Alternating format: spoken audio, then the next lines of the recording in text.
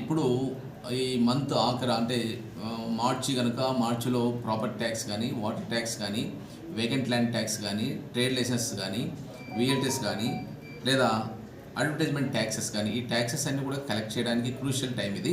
ఈ మంత్లో ఉన్నటువంటి టార్గెట్ని రీచ్ చేయడానికి మున్సిపల్ స్టాఫ్, అదేవిధంగా సచివాలయం సిబ్బంది అందరూ కూడా ఫీల్డ్లో తిరగడం జరుగుతోంది.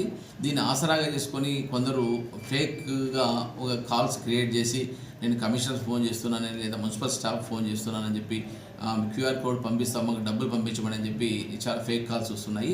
దయచేసి ఈ విషయాన్ని అందరూ కూడా గమనించాలి. ఎవరైతే మున్సిపల్ స్టాఫ్ లేదా సెక్రటరీస్ వస్తారో వాళ్ళకి మాత్రమే మీరు పే చేసి రిసిప్ట్ పొందాలి. అదేవిధంగా లేదంటే డైరెక్ట్గా మున్సిపల్ ఆఫీస్లో కానీ లేదా సచివాలయంలో కానీ ఇమీడియట్ డబ్బులు కట్టేటట్టు ప్లాన్ చేసుకోవాలి. ఎవరికి కూడా చేతికి డబ్బులు ఇవ్వద్దండి, ఎవరికి డబ్బులు ఇచ్చి మోసపోవద్దని అని చెప్పేసి ఇందు మూలంగా మీ అందరికీ కూడా తెలియజేస్తున్నాం, నగర ప్రజలందరికీ కూడా.